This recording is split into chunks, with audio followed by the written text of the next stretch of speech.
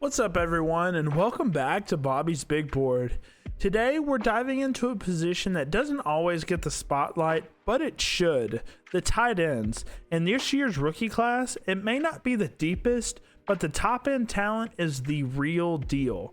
We've got some powerful yak monsters, some route running specialists, and even a few who might become fantasy relevant right away depending on where they land.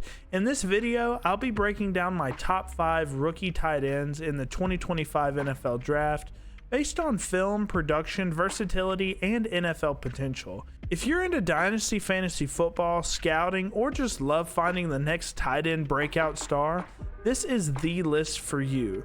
Let's go ahead and get into it with my top 5 rookie tight ends in the 2025 NFL Draft.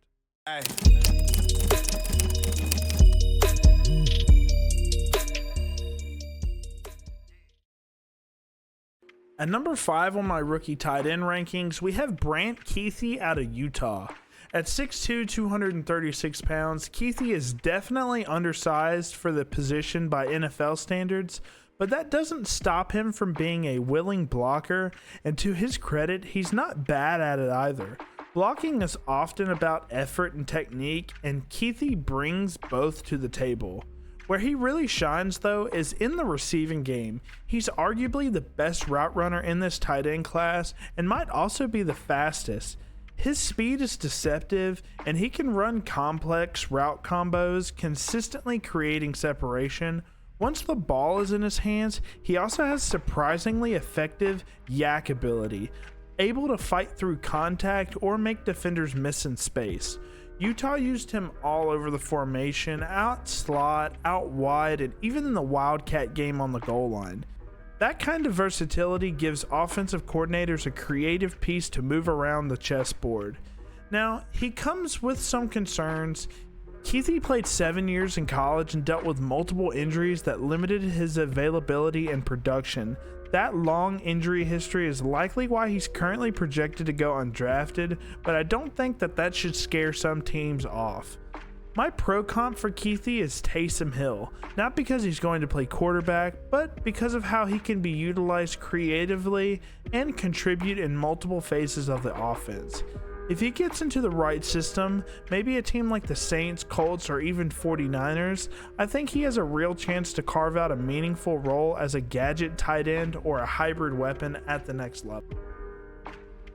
At number 4 on my rookie tight end rankings, we've got Aron Gadson II, the big-bodied playmaker out of Syracuse. Standing at 6'5", 243 pounds, Gadsden has the ideal frame for an NFL tight end, and he knows how to use it, especially when it comes to high pointing the ball and winning in contested catch situations. If the name sounds familiar, that's because of his father, Aron Gadson. Played 6 seasons with the Miami Dolphins in the early 2000s. That NFL bloodline shows because his son absolutely inherited those natural receiving traits. Gadson II actually played wide receiver for his first 2 years at Syracuse before transitioning to tight end in his junior season, and it shows. He runs clean routes, particularly for someone of his size, and he's right up there among the top route runners in this class. As an athlete, he's got decent speed and serviceable agility, especially considering how big he is. He's not going to make defenders miss in space often, but he will break a few tackles using his strength. He had 2 seasons nearing 1,000 yards at Syracuse, so the production is there. He did suffer a foot injury that sidelined him for the 2023 season, but I don't really question his durability because of his consistency prior to that.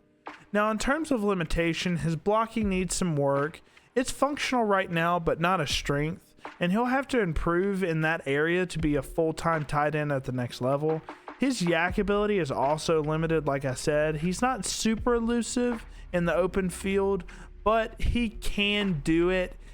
He's just not exceptional there.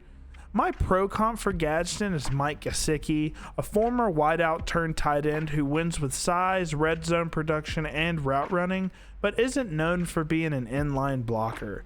He's currently projected to be a 6th-round pick, which feels a little low for someone with his jump ball ability and red zone upside. I'd love to see him land on a team like the Jets, Chargers, or Rams, where he could be used as a mismatch weapon, especially in scoring situations. At number 3 on my rookie tight end rankings, we've got Coloulston Lovelin out of Michigan. Standing at 6'6", 248 pounds, Lovelin brings a pro-ready frame, and in my opinion, he may be the most complete tight end in this class. Now, Michigan's not exactly known for airing it out. They're a run-first offense, and that definitely capped his production over the past 3 years, but considering that system, his numbers were still pretty solid. On film, Lovelin doesn't necessarily pop with flash plays, but he's a true jack of all trades. He's a solid route runner, shows functional athleticism, and can line up inline or flexed out. He's the kind of guy who can step into a starting role quickly and do a little bit of everything. That said, he does have some limitations. His catch and traffic ability is inconsistent. He struggles to bring in passes when defenders are bearing down on him. He's also had a few concentration drops that show up on film, which will need to be cleaned up at the next level. My pro comp for Loveland is Tyler Higbee, a steady, reliable tight end who doesn't wow you athletically but checks all the boxes and consistently contributes in both the passing and blocking game. Loveland is currently projected as a first-round pick, and that kind of draft capital all but guarantees he'll be involved early on. That projection is one of the main reasons he's ranked this high on my list. While I don't view him as a top-end talent, I do think he'll be a solid contributor in whatever offense he lands in. Teams I'd love to see him with include the Rams, Commanders, and Colts, all squads that could benefit from a plug-and-play tight end who brings both consistency and versatility to the offense. At number 2 on my rookie tight end rankings, we've got Fannon Jr., the yak monster out of Bowling Green. Standing at 6'3", 241 pounds, Fannon is slightly undersized for a traditional tight end, but you'd never know it watching his tape. In 2024, he led all pass catchers in the country, yes, even wide receivers, in both catches and receiving yards. That's an insane stat and speaks volumes about his impact in the passing game. Now, it is worth mentioning that he played in the MAC, so he didn't face top-tier competition every week, but when he got the chance to go up against a legit defense like Penn State, he delivered 11 catches, 137 yards, and a touchdown. So the talent absolutely translates. Fannon has some of the best yak ability I've ever seen at the tight end position. He breaks tackles, uses agility to make defenders miss, and constantly fights for extra yards. Bowling Green knew this and designed ways to get him involved. Screens, quick outs, shallow crossers, you name it. As a route runner, he shows sharp double moves and separation ability at all 3 levels. He's also capable of winning contested catches, despite being a little lighter than your traditional inline tight end. His hands are elite, just 2 drops on 180 targets throughout his college career. He can line up anywhere on the field, inline, slot, or outside. He is a true offensive weapon. His blocking isn't a strong suit, but I wouldn't call it a weakness either. He's functional, able to block linebackers, chip defensive ends, and hold his own in the run game. Just don't expect him to anchor against top-tier edge defenders. In terms of speed, he's not a burner, but he's fast enough to be a volume-based PPR monster at the next level, especially if used creatively. My pro comp for Fannon is Evan Ingram, a slightly undersized but ultra versatile receiving tight end with elite yak, sticky hands, and the ability to be moved all over the field.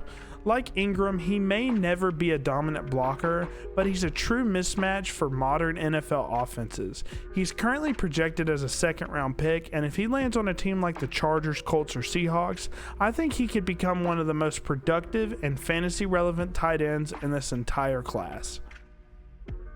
At number 1 on my rookie tight end rankings, we've got Tyler Warren out of Penn State. And to be honest, he's one of my favorite prospects in the entire 2025 class, regardless of position. Standing at 6'6", 256 pounds, Warren has the size and frame to bulldoze defenders and be a matchup nightmare at the next level.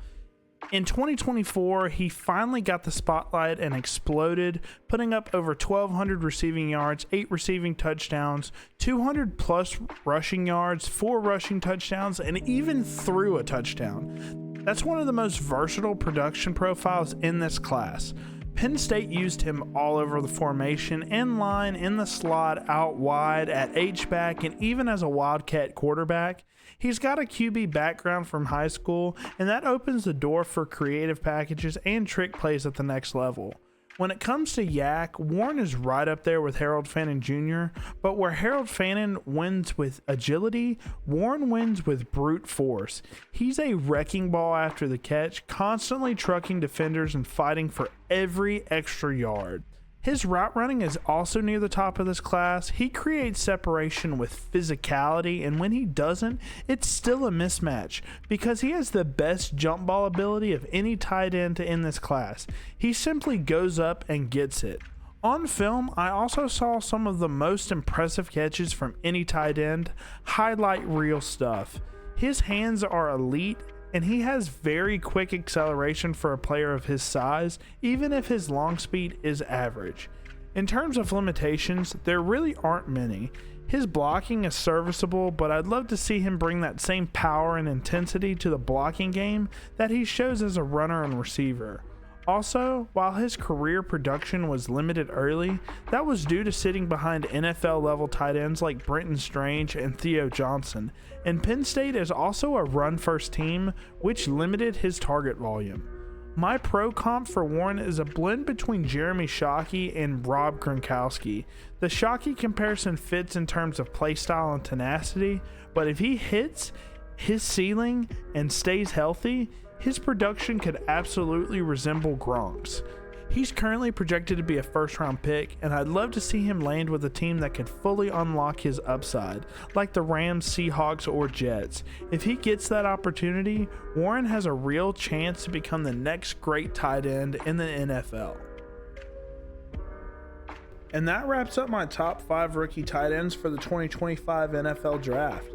This class might not be 10 names deep, but the top tier guys bring real upside, and a few of them could become immediate impact players in both the NFL and fantasy football. Let me know in the comments who your tight end 1 is, which prospect you're higher or lower on, or who you think might break out early based on landing spot. If you've enjoyed this breakdown, make sure you like the video, subscribe, and turn on that notification bell so you don't miss my next ranking, because we've got more positions, sleepers, and full draft boards coming up. Thanks for watching Bobby's Big Board, and I'll catch you in the next one. Hey.